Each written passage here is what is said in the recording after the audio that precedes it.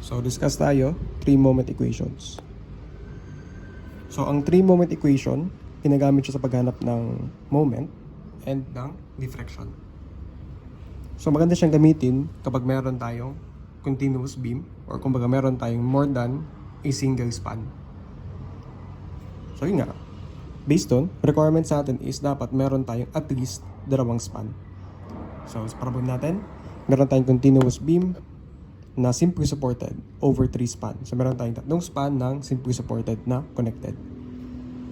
Tapos, sa first span natin na AB, meron tayong 2K sa center. Sa third span, 3K sa center. And uniformly distributed load na 900 Newton meter sa middle span. So, hanapin lang daw natin yung moment sa supports. So, kung ating titingnan dito, although simply supported siya, meron siyang moment. Ang simply supported na walang moment is yung nasa exterior. Yung ating pin, roller, or rocker, or hinge. Kapag nasa exterior siya, wala siyang moment. Pero pag siya ay nasa interior, meron siya. So, ibig sabihin, ang hanapin natin dito is yung moment sa point P and yung moment sa point C. So, anyway, ito yung equation natin. So, kung ating makikita, meron tayong tatlong moment. Moment at A, moment at B, at moment at C. And meron tayong dalawang length 1 and length 2. So, ang gusto lang itong sabihin is, yun nga, kailangan natin ng beam na mayroong dalawang span. Kasi, kailangan natin ng length 1, tapos ng length 2. Tapos, since meron tayong tatlong points, meron tayong point A, point B, and point C, meron tayong MA, MB, MC. Tapos, eto, meron tayong additional. Eto. So, mamaya na lang yan. May formula naman sa pagkuha na ito. So, discuss ko lang siguro madali. Yung ating gagamitin sa pag-solve ng isang ganito is superposition. Maraming formula, depende sa type of loading.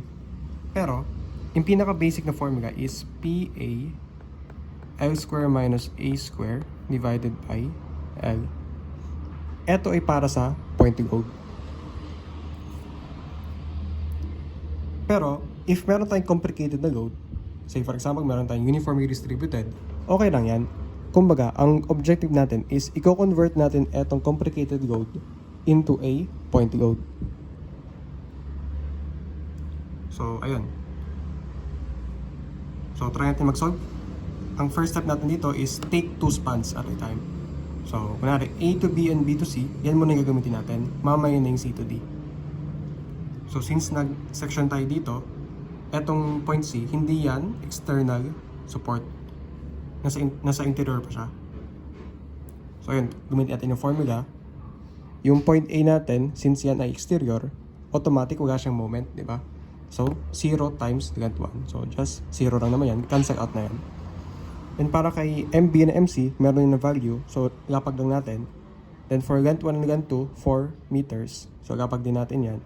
So, dako naman tayo dito sa paggamit nito. So, for point load, as is lang siya, yung P natin is 2kN. Pero since naka-Newton meter yung ating uniformly distributed, i-match na lang natin ng units. So, gawin natin yung 2kN, gawin natin 2,000 newtons. So, yung A natin is 2. Bakit 2 yung A?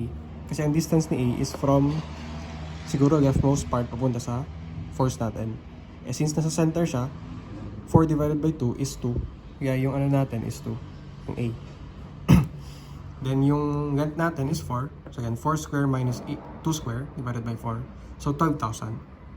So, para naman sa uniform load, ito pa rin yung gagamitin natin formula. Pero, kailangan natin hanapin kung ano yung value ni P and value ni A. So, since ito ay uniformly distributed, medyo madali naman siya. Kasi, ang value niya is 900 talaga. Tapos, yung X natin dyan is, sabihin natin, nasa 2D naman. 2. Pero, assume natin na kunyari hindi siya ganun kadali, gamit tayo ng integration. So side quest muna, paano ba siya gamitin? Paano ba tayo mag-integrate? So first step natin, mag-set tayo ng points. Yung point starting nung start nung load. Point sa end ng load.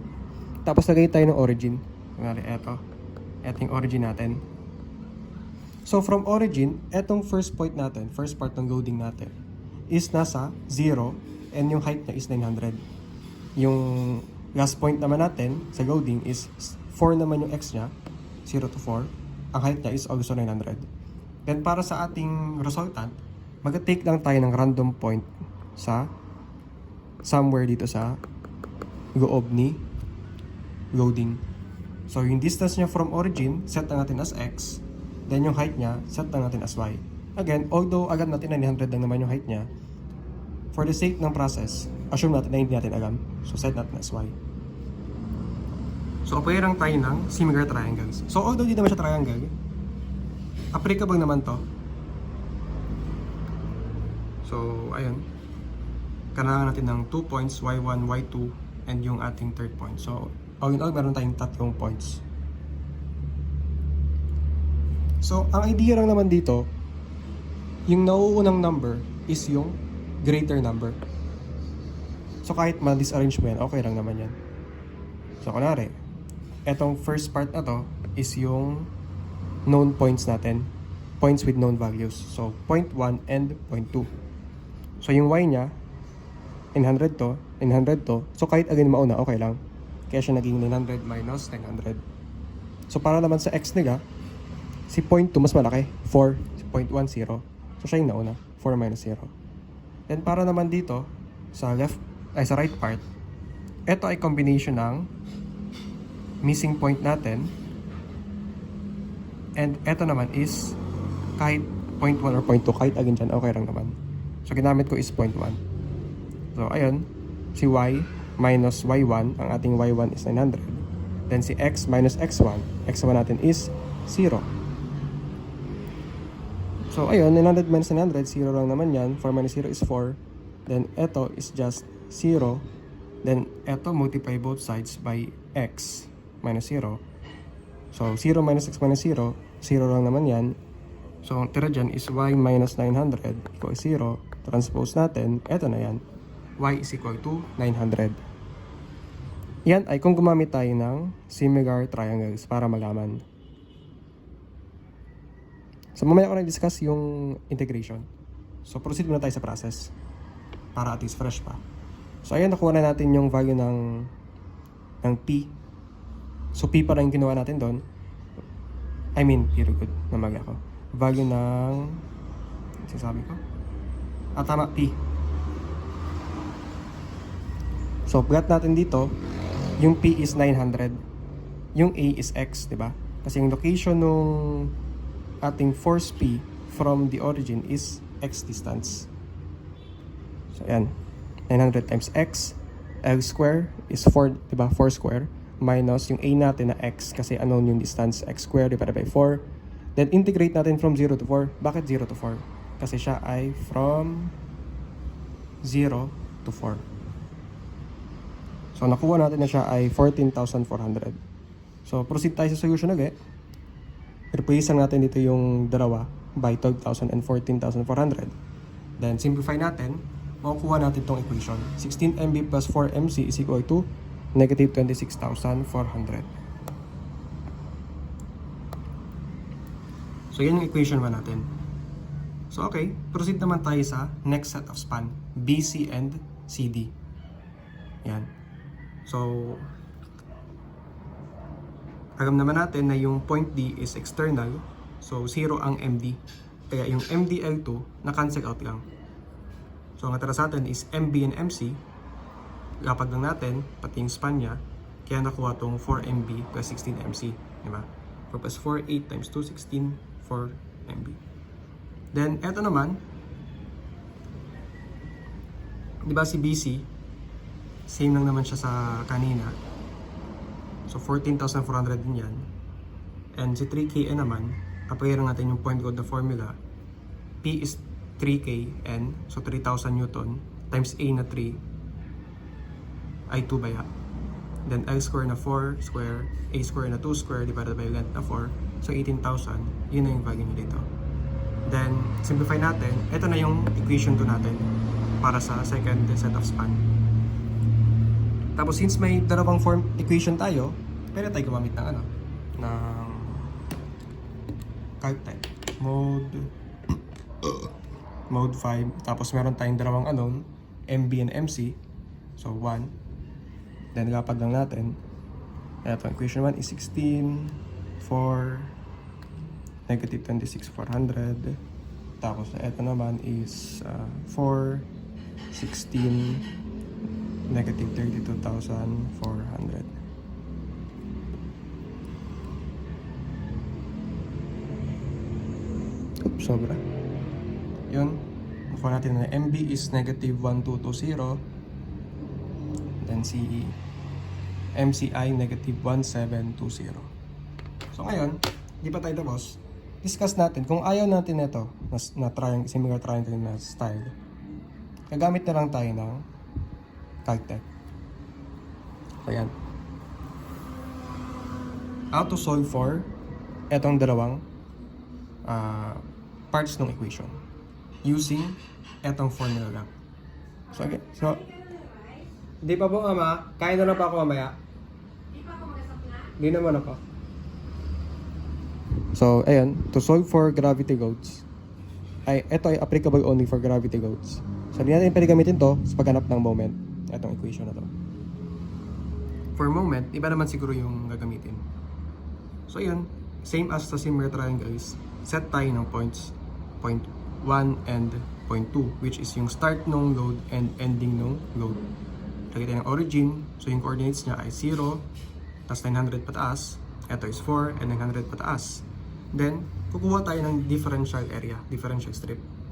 So, assume natin yung height niya is y, and yung kanyang distance from origin is x, and meron siyang thickness na dx. So, yun na yung kailangan natin. Madrawing yan. Gamit na tayo ng calc-type. So, go to mode, stat, tapos win. Etong win is for linear equations and 3 is for quadratic equations. So ito yung itsura niya. Sa ibang calculator, ito yung pinapakita. Diba, linear, highest degree mo is 1. Quadratic, highest degree mo is 2. So since linear tayo, go to 2. Then, i-plot natin yung points natin. So, point 1, yan ay 0, yung x niya. Yung point 2, yan ay 4. Then, para kay point 3, yung y1 is 900 and yung y2 is 900. So, AC lang natin, or CA. Then, go to apps. Ito. Apps. Then, 8. Regression.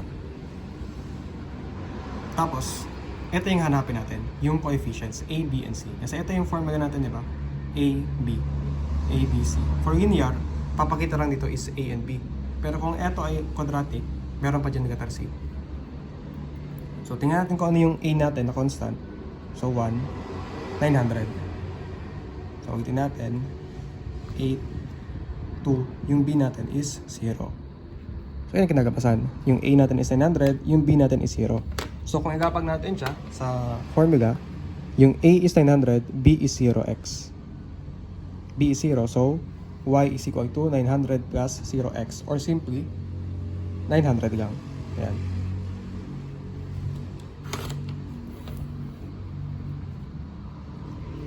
Thus, ang P natin, o yung ating force, is y dx. Bakit? Kasi, ano yung area netong strip? Yung height niya is y, yung base niya is dx, kaya siya y dx. So, yung P natin is y na 900 times dx. So, using yung formula nito, for point load na PA L square minus A square over L, yung P natin is 900 dx, yung A natin is x, kasi again, Yun yung kanyang distance from leftmost part o yung ating origin. Then yung L square natin na 4 square minus A natin na X square para kay 4 square. Tapos integrate na lang natin siya from 0 to 4. So yung kinagabasan niya, 14,400. So ito yung Caltech na method para makuha natin yung equation. Then mag-differentiate na lang tayo after. I mean integrate.